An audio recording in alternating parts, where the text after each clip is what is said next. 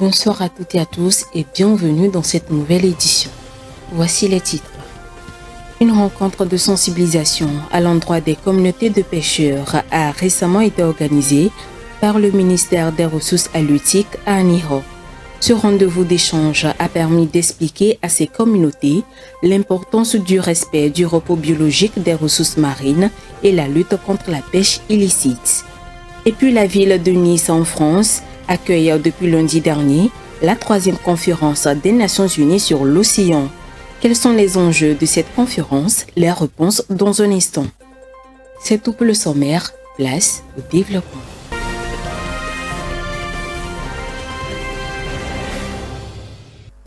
Le ministère togolais des Ressources halieutiques, animales et de la réglementation de la transhumance a organisé jeudi dernier à Aniho une rencontre de sensibilisation à l'intention des communautés de pêcheurs. L'objectif est de lutter contre la pêche illicite, non déclarée et non réglementée et de promouvoir le respect du repos biologique essentiel à la survie des ressources halieutiques. Suivons.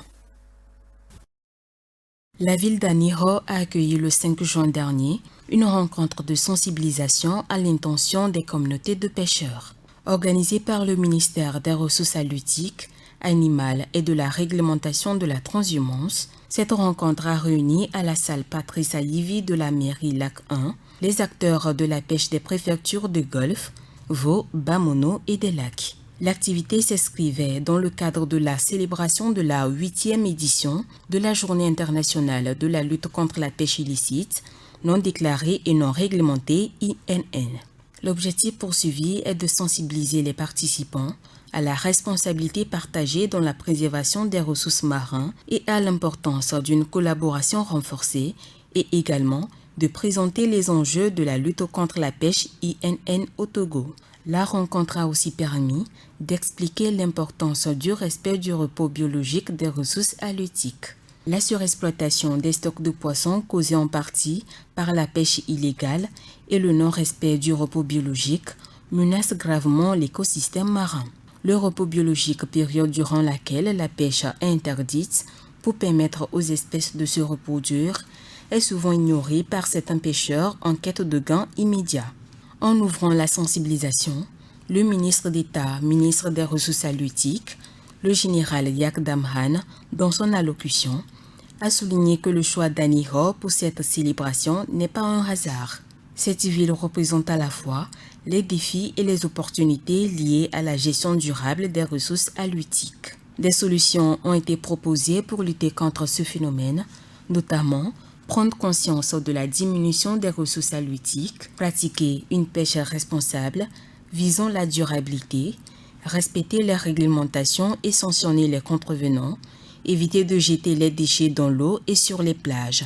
Les acteurs ont également lancé un appel à l'endroit de l'État pour un accompagnement lorsque la période de repos biologique des ressources halieutiques entre en vigueur. Pour rappel, c'est le 5 juin 2017 que l'Assemblée générale des Nations unies a institué la célébration de la Journée nationale de la lutte contre la pêche INN afin d'alerter la communauté mondiale sur les effets dévastateurs de cette pêche sur l'environnement marin, l'économie et les communautés côtières. La lutte contre la pêche illicite et la protection du repos biologique ne sont pas seulement une obligation réglementaire, mais une question de suivi pour les générations futures. Dans le cadre du projet d'amélioration de la sécurité hydrique en milieu urbain au Togo, le ministère chargé de l'eau a lancé un avis d'appel d'offres en vue de recruter les entreprises chargées de la réalisation des travaux. Le projet prévoit la construction de 9 forages, dont 6 en système autonome répartis dans différents quartiers de la capitale selon les besoins en eau potable identifiés. Les détails avec Honoré Kata. Le Togo franchit une nouvelle étape dans sa quête de sécurité hydrique avec le lancement du projet d'amélioration de la sécurité hydrique en milieu urbain, dont Lomé, la capitale, sera le principal bénéficiaire. Cette initiative, portée par le ministère en charge de l'eau, prévoit la réalisation de 9 forages, dont 6 en système autonome, stratégiquement répartis dans le quartier du Grand Lomé.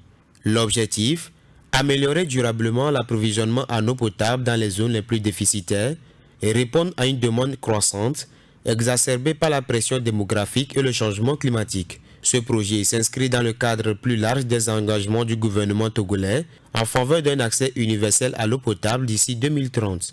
Il intervient également dans un contexte où les chiffres de couverture, bien qu'en progression, restent en deçà des prévisions. À fin 2024, la couverture nationale était estimée à 70% et devrait atteindre 72% d'ici la fin de l'année 2025, loin de l'objectif initial de 95%. Ces écarts soulignent la nécessité d'accélérer les investissements et d'adopter des solutions techniques adaptées aux réalités locales, urbaines comme rurales.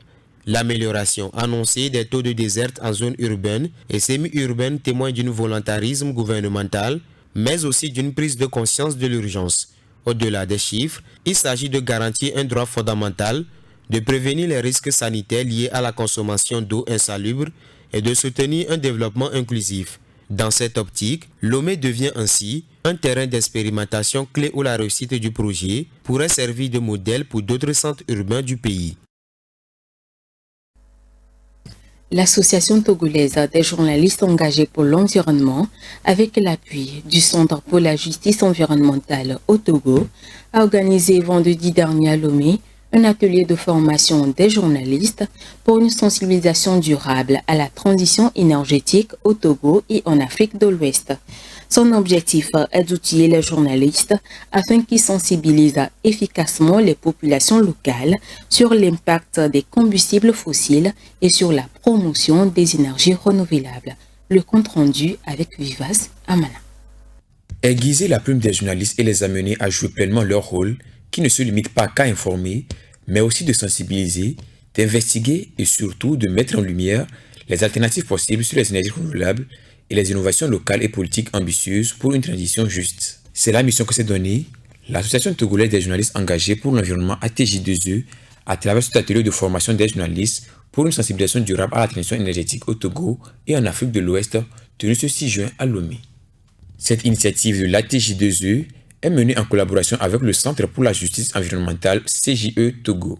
Elle vise à renforcer les compétences des journalistes en matière de production de contenus environnementaux, sur les techniques de reportage et de rédaction sur les questions d'extraction de combustibles fossiles, de promotion des énergies renouvelables et de justice climatique et environnementale.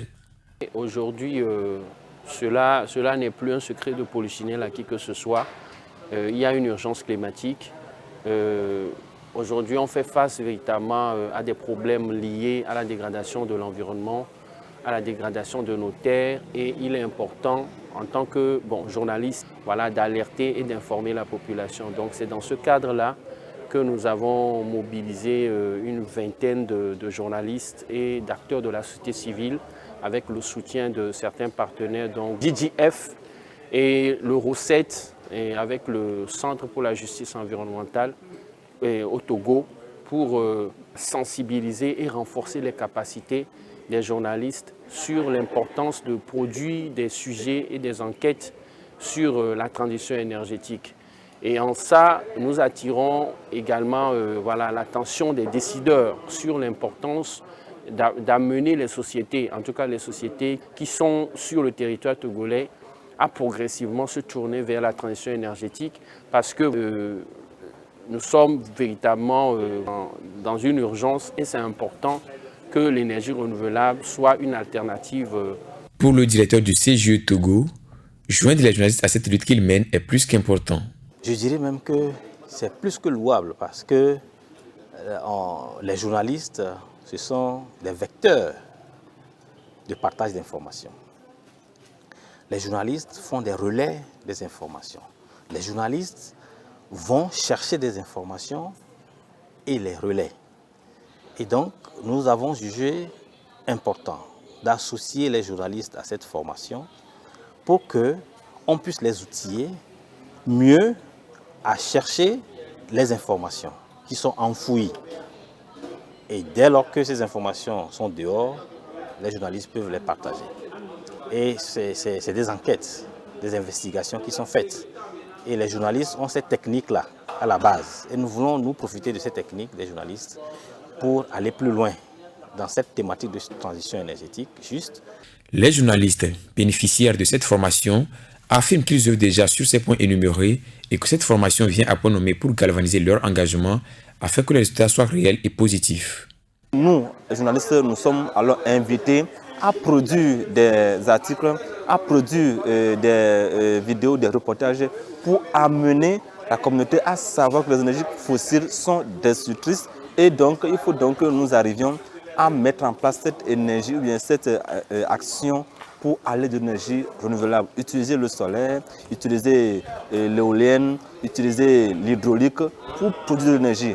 Donc nous, on va faire notre mieux en invitant les gouvernants, les décideurs à faire cette transition-là pour que la population que nous sommes, nous puissions vivre aisée et vivre en bonne santé. Parce que si la nature est en bonne santé, si la planète est en bonne santé, si on arrive à soulager un peu l'environnement, on va mieux vivre dedans. Et cette transition va être vraiment économique et bénéfique pour la communauté que nous sommes sur la Terre.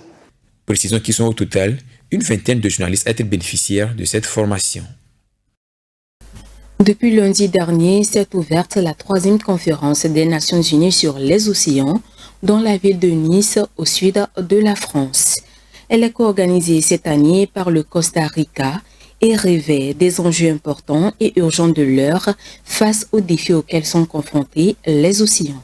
Viva Samana nous donne plus de détails dans cet élément. Co-organisée par les gouvernements de la France et du Costa Rica, la 3e conférence des Nations Unies sur l'océan UNOC 3 se tient depuis le lundi 9 juin 2025 à Nice, au sud de la France. Cette nouvelle conférence sur le Grand Bleu s'articule autour du thème principal « Accélérer l'action et mobiliser tous les acteurs pour conserver et utiliser durablement l'océan ». Elle vise à soutenir une action urgente et plus poussée pour conserver et utiliser durablement l'océan, les mers et les ressources marines. Cela permettait le développement durable et l'identification d'autres moyens de soutenir la mise en œuvre de l'objectif de développement durable ODD 14. L'UNOC 3 s'appuie sur des instruments existants pour former des partenariats fructueux en vue d'une conclusion rapide et d'une mise en œuvre efficace des processus en cours qui contribuent à la conservation et à l'utilisation durable des océans. Cette conférence internationale implique toutes les parties prenantes concernées, notamment le système des Nations Unies, afin d'évaluer les défis et les opportunités liées à la mise en œuvre de l'ODD 14 ainsi que les moyens déjà mis en œuvre. L'UNOC 3 réunira en une session plénière les 193 États membres de l'ONU. En plus de cette session, des séquences de dialogue et de travail regroupant différents acteurs se tiennent.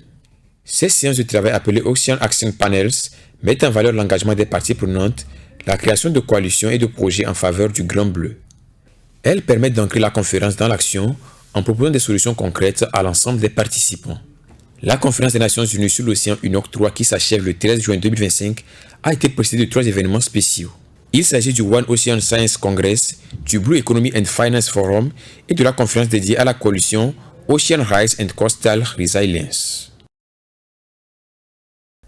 L'utilisation excessive des pesticides et la mauvaise gestion des déchets à Kinshasa entraînent la contamination des légumes, une situation qui représente un véritable problème de santé publique. Les détails dans ce commentaire. En République démocratique du Congo, plus particulièrement à Kinshasa, l'utilisation excessive de pesticides par les agriculteurs engendre un véritable problème de santé publique. L'exposition à ces produits chimiques peut entraîner des maladies chroniques, des problèmes neurologiques et des troubles hormonaux. Les consommateurs, en particulier les enfants et les femmes enceintes, sont particulièrement vulnérables aux résidus de pesticides présents sur les légumes. Selon le professeur Jean de Dieu Minango, la lutte contre la contamination des légumes par des pesticides nécessite une approche globale et coordonnée impliquant les agriculteurs, les consommateurs et les autorités. Il faut donc une sensibilisation sur l'utilisation appropriée des pesticides et aux alternatives biologiques, la mise en place de contrôles réguliers sur les marchés et la promotion de l'agriculture biologique et de pratiques agricoles durables. Plusieurs études ont été réalisées sur ce sujet, notamment des études sur les résidus de pesticides, des évaluations des pratiques agricoles et des études sur l'impact sur la santé publique. Les experts environnementaux invitent les autorités congolaises à prendre au sérieux cette menace qui pèse sur la santé de la population. La Sierra de Tramontana est un massif montagneux situé au nord-ouest de l'île Majorque en Espagne. Avec une superficie de 30 700 hectares et une longueur de 87 km, ce site est essentiellement composé de moyennes montagnes et des collines côtières qui attirent de milliers de visiteurs. Voyons cela en image avec Rafetou Mbiriko. La Serra de Tramontana est un joyau naturel situé au long de la côte nord-ouest de l'île de Majorque en Espagne. Ce massif de montagnes longue de 87 km s'étend sur une superficie de 30 700 hectares, abritant de nombreuses espèces d'animaux et de plantes endémiques. Elle regorge d'une riche biodiversité et un paysage varié, constitué essentiellement de moyennes montagnes et de collines côtières qui plongent vers la mer, qui attirent des touristes, des randonneurs et des amateurs de sport. Dans cette chaîne de montagnes, on y trouve des forêts de pins et de chênes, des prairies, des rochers et des falaises. En effet, la Serra de Tramontana était auparavant un paysage sauvage et difficile à abriter. Mais grâce aux efforts humains, cette région possède aujourd'hui des sols cultivables et vivables avec des systèmes d'irrigation pour l'agriculture. En 2011, la Serra de Tramontana fut inscrite au patrimoine mondial par l'UNESCO et est actuellement l'une des chaînes montagneuses les plus importantes non seulement d'Espagne, mais aussi de toute l'Europe. C'est sur ces images que se referme cette édition environnementale. Merci à vous qui nous suivez depuis Agouès Bosito. Merci de votre fidélité. Prenez soin de vous et surtout de l'environnement. Green TV International, we revive the environment.